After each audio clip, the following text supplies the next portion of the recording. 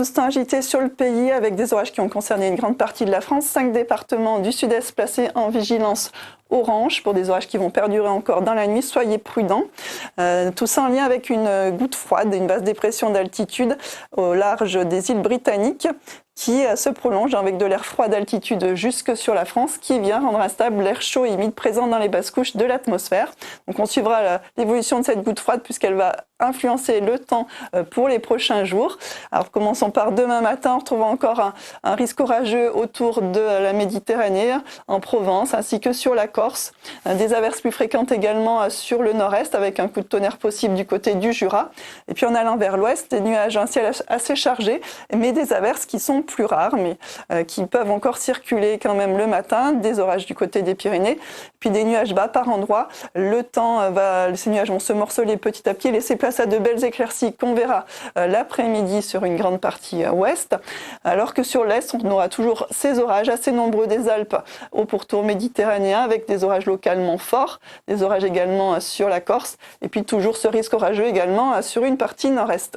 Alors, les températures demain matin seront souvent stationnaires, en hausse sur une partie nord-est, partout plutôt douce pour un début septembre, avec encore 20 degrés par endroit le long de la Méditerranée. Et l'après-midi, les températures seront en baisse sur le flanc est du pays. Elles seront tout de même au-dessus des moyennes de saison sur toute la France. La suite, dimanche, on aura donc les nuages et le front associé à la goutte froide qui va se rapprocher, gagner la Bretagne et la Normandie, donc avec des pluies.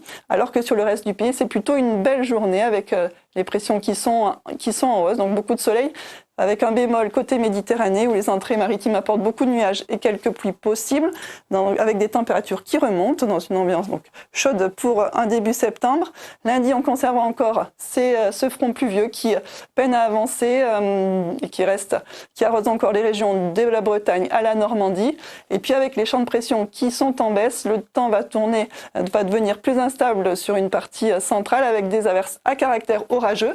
On gardera un soleil plus généreux à l'est et sur le sud-ouest avec des températures toujours élevées. Et puis pour la suite, le temps va rester agité avec un flux de sud-ouest instable qui va se mettre en place. Donc des orages qui vont concerner une grande partie du pays avec un risque à préciser, avec cette goutte froide qui s'avance, qui se rapproche de la Bretagne et donc qui vient rendre la masse d'air instable, des orages qui peuvent être plus conséquents, plus nombreux mercredi, avec le flux de sud qui va s'intensifier, des orages à surveiller autour du golfe du Lion.